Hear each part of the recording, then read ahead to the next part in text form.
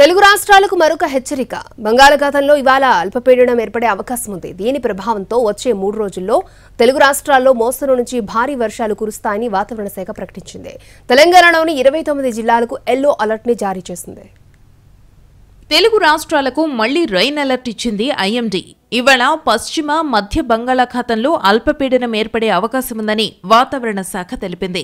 దీంతో రానున్న 3 రోజుల పాటు ఏపీ, తెలంగాణ వ్యాప్తంగా మోస్తరు నుంచి భారీ వర్షాలు పడతాయి.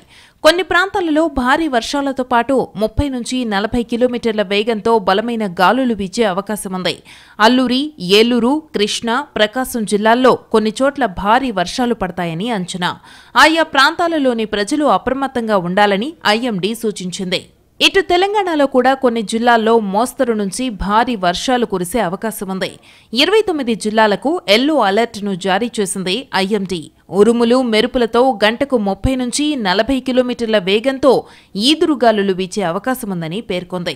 ములుగు, భద్రాద్రి, నాగర్ కర్నూల్, ఆదిలాబాద్, జగిత్యాల, కామారెడ్డి, కొమరం భీం, మెదక్, మల్కాజ్గిరి, నిర్మల్, నిజామాబాద్, రాజన్న సిరిసిల్ల, సంగారెడ్డి, సిద్దిపేట, భువనగిరి జిల్లాల్లో మోస్తరు వర్షం నుంచి భారీ వర్షం కురిసే అవకాశముందని హైదరాబాద్ వాతావరణ కేంద్రం పేర్కొంది.